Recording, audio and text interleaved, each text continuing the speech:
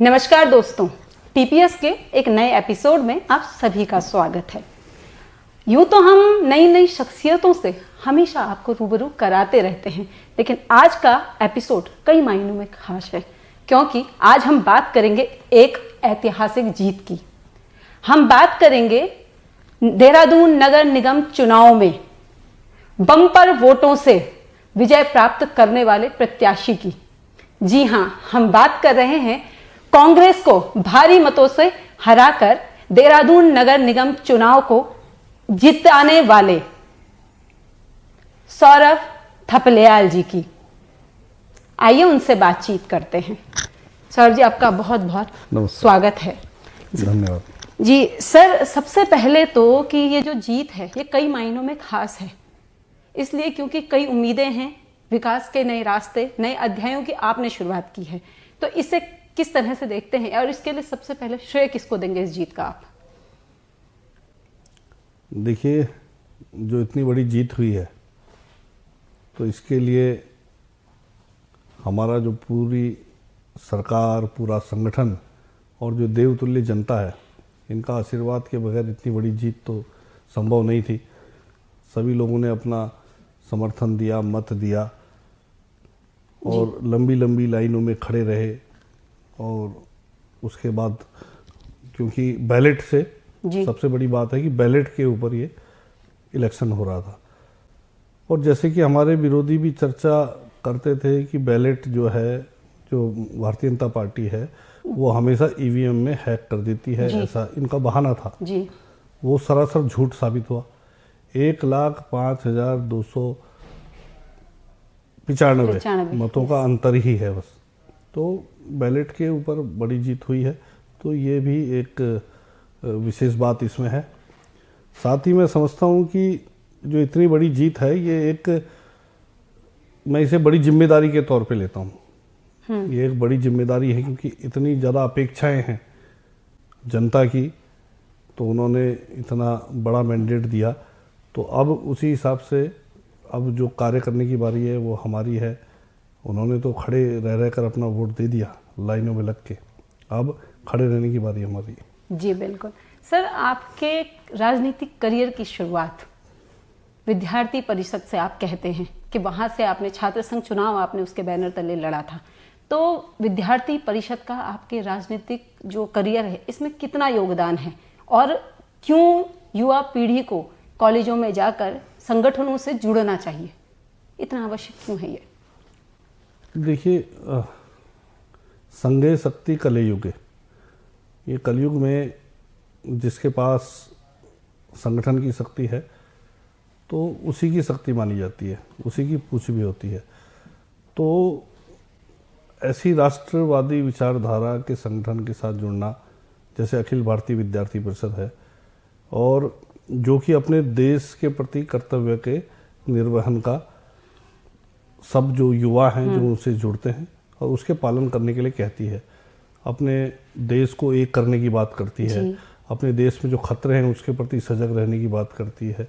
तो ऐसे विद्यार्थी संगठन से मैं जुड़ा जो कि ये कहता है कि जो आज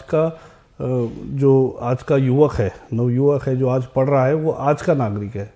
जो आज का शिक्षार्थी है वो आज का नागरिक है। मतलब आज आप अगर सिर्फ शिक्षा प्राप्त कर रहे हैं तो उसके साथ साथ आपकी जिम्मेदारियां भी हैं।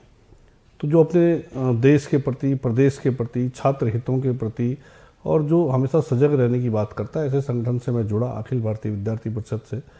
और मैं आज जहाँ पर भी हूँ, जो कार्य कर पा रहा हूँ, तो निश्चित तौर पे वहाँ पे जो मैंने सीखा संगठन में रहते हुए, और तमाम कई जिम्मेदारियाँ मिलती हैं संगठन में, तो वहाँ पे धीरे धीरे करके आदमी परिपक्व होता है।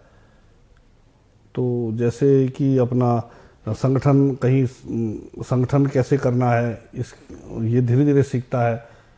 कहीं मंच कैसे संभालना है, संचालन कैसे करना है, कहीं भाषण कैसे देने हैं। जी, आप कई जगह पर कहते हैं कि दरी लगाने से आपने शुरुआत की थी और उसके बाद धीरे धीरे धीरे आपने उसको अपने आत्मसात करने के बाद आप यहाँ तक पहुंचे हैं। जी सर, एक बात जो मतलब जग जाहिर है कि आपकी बेदाग छवि, ये बेदाग छवि जीत के लिए प्रमुखता इसे माना गया था। तो आपको क्या लगता है कि जो आज की जनता है देहरादून नगर निगम के अंतर्गत आने वाली जनता, क्या वो राजनीति में साफ सुथरी राजनीति की छवि आप में देखती है? हाँ, देखिए, तो बात जनता से ही पूछनी पड़ेगी, क्योंकि आपको उन्होंने भारी मतों से जिताया और आपके लिए प्रचलित है, आपके लिए कहा जाता है कि कभी किसी विवाद में नहीं, इतने सालों से आप लोकप्रियता हमेशा से आपकी कायम रही है। देखिए, तो सिर्फ जनता का प्यार है, अपने जो साथी हैं उनका स्नेह समझ सकते हैं आप इसे, बड़े बुजुर्गों का आशीर्वाद है, माता पिता का आशीर्वाद है। बाकी तो ठीक है, काम एक है, ईमानदारी से काम करने का ये है कि ईमानदारी से काम करने की इच्छा रही हमेशा और अच्छा काम करने की इच्छा रही है। ये भी अगर टिकट मांगा था पार्टी से तो इसलिए मांगा था कि अपने देहरादून के लिए कुछ करना चाहते हैं। कुछ पीड़ाएं होती हैं, रोज़ हम यहीं शहर में रहते हैं, निकलते हैं तो कई चीज़ें ऐसा होता है कि देखते हैं कि हाँ यहाँ की जगह ये काम है, अच्छा हो रहा है, परंतु ये और अच्छा हो सकता है। तो उस दिशा में और अच्छे की तरफ प्रयास करने के लिए और ईमानदारी से प्रयास करने की अपनी इच्छा रही है। तो इसी दिशा में करते करते टिकट मिला तो जनता ने इतनी बड़ी जीत भी दे दी। मैं बहुत बहुत शुक्रिया अदा करता हूँ आपके चैनल के माध्यम से कि देवतुल्य जनता का, जिन्होंने इतना बड़ा मैंडेट दिया। हालांकि वो मेरे लिए अब एक बड़ी जिम्मेदारी के तौर पे मैं उसे देखता हूँ कि भाई इतनी बड़ी जिम्मेदारी है कि अब उनकी अपेक्षाओं पे खरा उतरना ये मेरे लिए बड़ी चुनौती। जी, ड्रेनेज की आप बात कर रहे थे कि यहाँ पे जल भराव देहरादून की एक सबसे बड़ी समस्या है, इसको लेकर क्या तैयारियां आपने की हैं? देखिए, इसको लेकर हमारे जो सरकार भी इसको लेकर सजग है और एक बड़ा ड्रेनेज सिस्टम देहरादून के अंदर तैयार हो रहा है जो बहुत जल्दी धरातल पे उतरने वाला है, क्योंकि ये इस पे काफ़ी ज़्यादा पैसा लगने वाला है। और नगर निगम के पास इतना बजट नहीं होता। नगर निगम तो छोटे मोटे काम ये सब करा सकता है और जो करा सकता है वो हम करवा रहे हैं।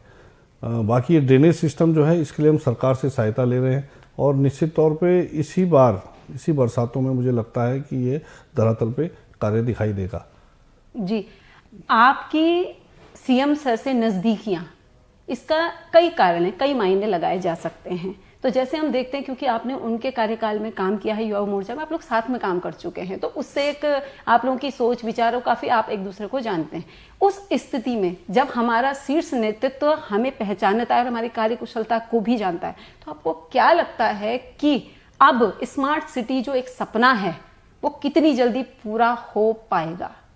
देखिए, माननीय मुख्यमंत्री जी जब युवा मोर्चा के प्रदेश अध्यक्ष थे तो मैं उनकी टीम में देहरादून में महामंत्री के तौर पे था।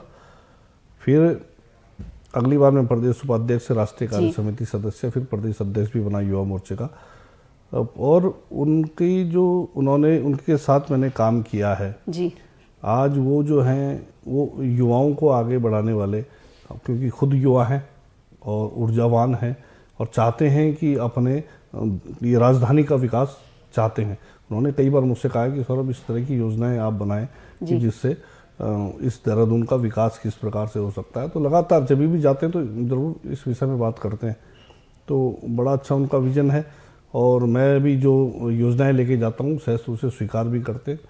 तो निश्चित तौर पे उनके मार्गदर्शन में जो हमारा ये निगम है ये अच्छी उन्नति करेगा। सर, स्मार्ट सिटी के अंतर्गत एक ग्रीन बिल्डिंग का उस पर बात की गई थी, ग्रीन बिल्डिंग से, जिसमें डिपार्टमेंट सारे शिफ्ट होने थे, उस पर क्यों कोई काम की बात नहीं हो रही? क्या आपकी इस विषय में कोई चर्चा हुई या इस पर कोई योजना आगे कब होगा वो प्रोजेक्ट पूरा? देखिए, इस विषय में मेरी बात तो अभी नहीं हुई है जी, परंतु मैं जल्दी एक बैठक बुलाने वाला हूं जिसमें कि इन सबको मैं जितने भी स्मार्ट सिटी के अधिकारी हैं क्या क्या कार्य किए हैं, क्या पूरा हुआ है, क्या नहीं हुआ है, इसके लिए एक तत्कालिक बैठक बुलाने वाले हैं और फिर इस संदर्भ में भी उसमें बात करेंगे कितना कार्य किया, कितना पूर्ण हुआ, कितना अपूर्ण है और क्या करना है, इसके संदर्भ में बात करेंगे। साथ ही जो एक हमने भी अपना एक विजन जो हमारा है कि ग्रीन दून और क्लीन दून और ग्रीन दून, तो इसके लिए हमने अपनी योजनाएं कुछ बनाई हैं और इसके लिए हम कुछ पार्क जो हैं उनको डेवलप करने वाले हैं और कुछ पार्क तो हमारे बन के बिल्कुल तैयार होने भी वाले हैं। कुछ नए पार्कों को हमने उसके लिए जो अपनी भूमि है उनको देखना शुरू कर दिया, कहाँ कहाँ पे पार्क बनाने हैं। हम ये चाहते हैं कि सारे वार्डों में एक एक पार्क हमारा हो और ग्रीन पार्क हो उसमें हरे भरे पेड़ पौधे रहें, उसमें अच्छे फूलों के पौधे रहें, उसमें बच्चों के खेलने के लिए हमारे झूले रहें, साथ ही उसमें पैदल पाथ रहे। अपने बुजुर्गगण या कोई भी युवा साथी कोई भी उसमें अपना वहाँ पे अगर पैदल चलना चाहता है तो उसके लिए पैदल पाथ ले, और साथ ही उसमें अपना ओपन जिम भी हम उसमें रखना चाहते हैं। बिल्कुल। तो इस प्रकार से हम सारे वार्डों में एक एक पार्क बनाना चाहते हैं, ताकि अपने जो क्षेत्र के बच्चे हैं, बुजुर्ग हैं, सब लोगों के लिए एक वहाँ पर कुछ ना कुछ कार्य करने के लिए, कुछ ना कुछ अपने मतलब सबके लिए वहाँ पे एक अपना निजी उनका पार्क बन जाए, मतलब एक अपना स्पेस, हाँ, सबके अपना लिए स्पेस बने और जिसको वो अपना कह सके। और उसका रख रखाव का भी हम चाहेंगे कि ऐसी भावना पैदा हो कि उसका रख रखाव भी वो स्वयं से करे। कोई अगर उसे गंदा कर रहा है तो खुद वो टोके, क्योंकि निगम कहाँ जाके कब किसी को टोकता रहेगा। तो ये भावना भी अपने लोगों के अंदर पैदा करना, और हम ये चाहते हैं कि जिस इस प्रकार का हो तो उसके जब उद्घाटन हो उस समय वहाँ के बड़े बुजुर्ग जो हैं, युवा हैं, उन सबको बुला के वो उन्हीं के हाथ में उसकी जिम्मेदारी सौंपी जाए कि आप ये शुरुआत आप करें और ये आपका पार्क है। जी सर, क्योंकि मैं सुबह 2 घंटे से तो मैं आपका इंतज़ार करूँ, ऐसे कई लोग होंगे जो हमेशा इंतज़ार करते होंगे, लेकिन इन सब चीज़ों में मेयर सौरभ थपलियाल जी जब घर जाते हैं, घर जाके परिवार वालों को कितना समय अब आप दे पाते हैं, और क्या शिकायतें अब रहती हैं घर वालों की? जी, परिवार पे अभी क्या है कि इस समय तो अब ऐसा है कि पूरा देहरादूनी मेरा परिवार है। बिल्कुल। और सभी अपने भाई बहन हैं, सब अपने, अब जो समस्या है तो समस्या के लिए मैं अपना घर तो मैं लेट पहुंच पाता हूँ। जी जी। और जब तक जाता हूँ ज़्यादातर बच्चे सो जाते हैं, ऐसा समय हो जाता है। और सुबह उठते हैं तो सुबह उठ के कभी स्कूल जाते जाते मिल गए तो मिल गए, बस इसी प्रकार का रहता है।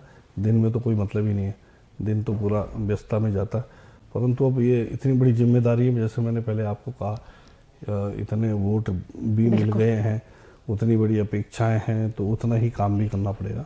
बाकी परिवार अपना पूरा देहरादून है। जी सर, अंत में जो राजनीति में कई लोगों के आप आइडियल भी हैं, जो इस क्षेत्र में अपनी मतलब अपने को राजनीति में कहीं स्थापित करना चाहते हैं, उन युवाओं के लिए आप क्या मैसेज देना चाहेंगे? किस तरह से वो शुरुआत करें? देखिए, ईमानदारी से अपना कार्य करते रहें जी। अपने संगठनों में जुड़े हैं तो संगठनों में ईमानदारी से कार्य करें। साथ ही अपने जो क्षेत्र है उसमें किस प्रकार से उनको युवाओं को संगठित करने के लिए, चाहे वहाँ पे कुछ कार्य करने हैं, कुछ अपने जो भी कार्य वहाँ पे उन्हें, विकास के कार्य उन्हें, उनमें भी अपना अमूल्य वो योगदान कहीं ना कहीं किसी न किसी प्रकार से दें। अगर वो धन से नहीं दे सकते हैं तो वो कम से कम तन से दें, कहीं साफ सफाई में, इस प्रकार के समाज में, कहीं वृक्षारोपण में, कहीं सामाजिक कार्यक्रमों में लगातार अपना समाज के साथ अपना संपर्क संबंध बना के रखें। और अगर राजनीति क्षेत्र में आना चाहते हैं तो बहुत अच्छी बात है, अच्छे युवाओं को राजनीति क्षेत्र में आना चाहिए, क्योंकि राजनीति क्षेत्र बड़ा बदनाम हो गया है और बड़ा बदनामी क्षेत्र है। और इसमें अच्छे युवा आएंगे तभी जाके इसकी जो छवि है उसको सुधार पाएंगे। जी ठीक है सर, फिर आज के लिए इस चर्चा को यहीं समाप्त करते हैं। तो हमने बात की नवनिर्वाचित मेयर सौरभ थपलियाल जी से।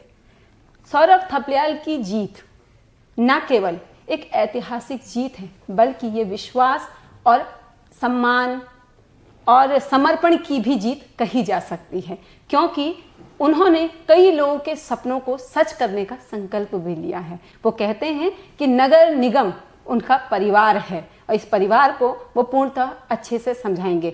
और इनकी जीत एक और मैसेज भी देती है कि जनता परिवर्तन चाहती है, जनता चाहती है नयापन, जनता चाहती है कुछ नया हो और देहरादून का सच में विकास हो। तो आज के लिए इतना ही, फिर मिलेंगे एक नए एपिसोड में। तब तक के लिए नमस्कार।